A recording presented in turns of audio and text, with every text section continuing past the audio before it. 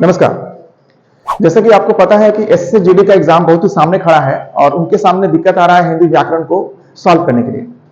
तो उसी हिंदी व्याकरण को इजी बनाकर आपके सामने प्रस्तुत करने जा रहा हूं ताकि आप उस एग्जाम में समय को बिना गवाए सारे आंसर को जल्द कर लेंगे। ठीक है, तो चलिए समय वेस्ट ना करते हुए शुरू करते हैं। सबसे पहले हम व्याकरण के सारे सीरीज को देखेंगे ताकि उसके अंदर का सारी बारीकी को हम समझ पाएंगे। ठीक है, तो यहां पर आपका पहला सीरीज का पहला प्रश्न जो है, पहला टॉपिक वो है आपका संज्ञा और सर्वनाम। मैंने दोनों एक साथ कवर किया है ताकि आप एक बार समझ करके उसे आराम से कर सकें। ठीक है, तो सबसे पहले हम संज्ञा के बारे में जानेंगे। संज्ञा क्या है, ये कितने प्रकार के होते हैं और आधुनिक व्याकरण में किसे संज्ञा के श्रेणी से हटा दिया गया है, इसे हम लोग जान पाएंगे। ठीक है, तो चलिए परिभाषा शुरू करते हैं। संज्ञा जिस शब्द से किसी व्यक्ति, वस्तु, स्थान, जाति, पद, रंग, नाम इत्यादि का पता चले। जिस शब्द से किसी व्यक्ति, वस्तु, स्थान, जाति, पद, रंग, नाम इत्यादि का पता चले, उन सभी नाम वाले शब्दों को हम संज्ञा कहते हैं। याद हो गया? इजी है। चलिए आगे चलते हैं। वैसे पुराने व्याकरण में संज्ञा के 5 भेद दिखाए गए हैं और आधुनिक व्याकरण में इसे 3 भेद बताए गए हैं। वो क्या है हम लास्ट में देखेंगे। पहले पुराने हिसाब से चलते हैं। ये 5 प्रकार के होते हैं। यहां पर उसका नाम और उसका क्रम दिया गया है, आप इसे बाद में स्क्रीनशॉट कर सकते हैं। सबसे पहले शुरू करते हैं इसके पहले भेद से, जिसका नाम है व्यक्तिवाचक संज्ञा। व्यक्तिवाचक संज्ञा मतलब खास व्यक्ति, वस्तु, स्थान के बारे में पता चले, यानी वह संज्ञा जो किसी खास व्यक्ति, वस्तु, स्थान के नाम को बताएगा उसे हम व्यक्तिवाचक कहते हैं। जैसे राम, श्याम, सीता, गीता, हिमालय, नदी, पहाड़ इत्यादि जो खास नाम होता है, जो दुनिया में एक है, उसको दिखाने वाले, बताने वाले शब्द को हम कहते हैं व्यक्तिवाचक संज्ञा। समझ में आ रहा?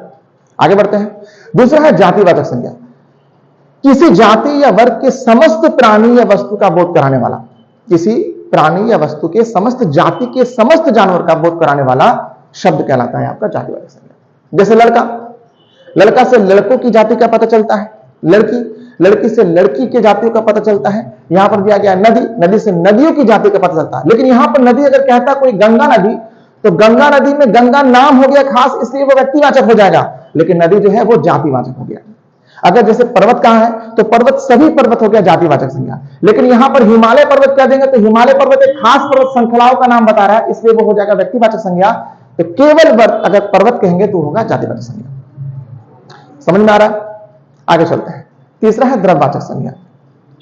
वह संज्ञा शब्द जो किसी वस्तु के माप तौल का ज्ञात कराता है, यानी जिसे हम माप तौल सकते हैं, गिन नहीं सकते, उन सारे शब्दों को हम कहते हैं द्रव्यवाचक संज्ञा।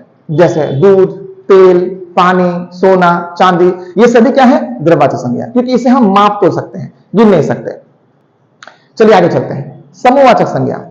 वह संज्ञा जो किसी समूह या वर्ग को दिखाएगा। वो संज्ञा शब्द जो किसी समूह या वर्ग को दिखाएगा उसे हम समूहवाचक संज्ञा कहते हैं। जैसे वर्ग हो गया, क्लास हो गया, सेना हो गया, आर्मी हो गई, झुंड हो गया, ये सभी समूहवाचक संज्ञा के ही उदाहरण हैं।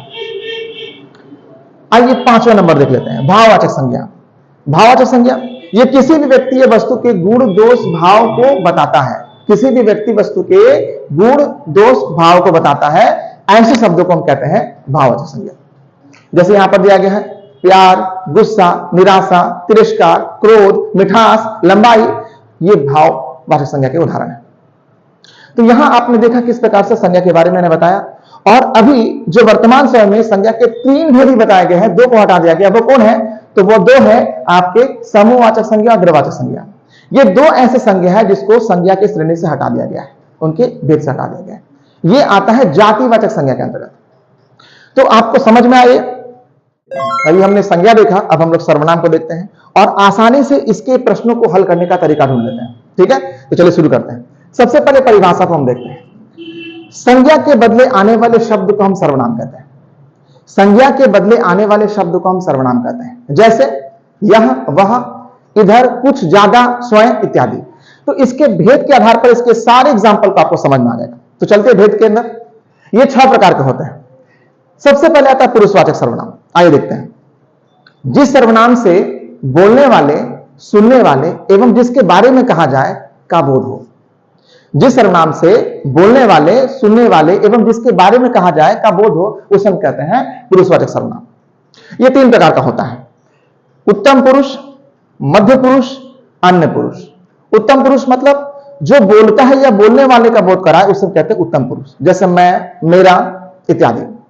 दूसरा है आपका मध्य पुरुष, तुम, तुम्हारा, आप लोग, ये सभी मध्य पुरुष के अंतर्गत आता है।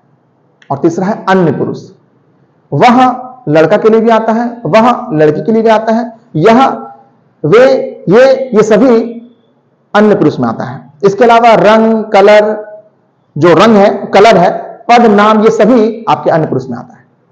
तो यह है आपका पुरुषवाचक सर्वनाम। आगे चलते हैं, निजवाचक सर्वनाम किसे कहते हैं?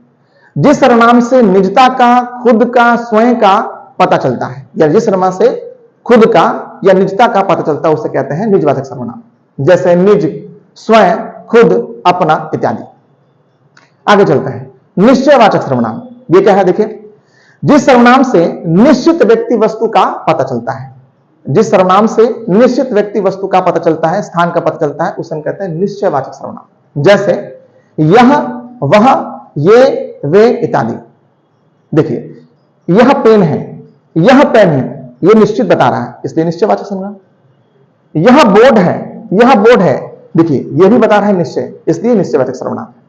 तो यह, वह, ये, वे इत्यादि ये निश्चयवाचक सर्वनाम है। ठीक इसका विपरीत होता है अनिश्चयवाचक सर्वनाम। देखिए क्या है?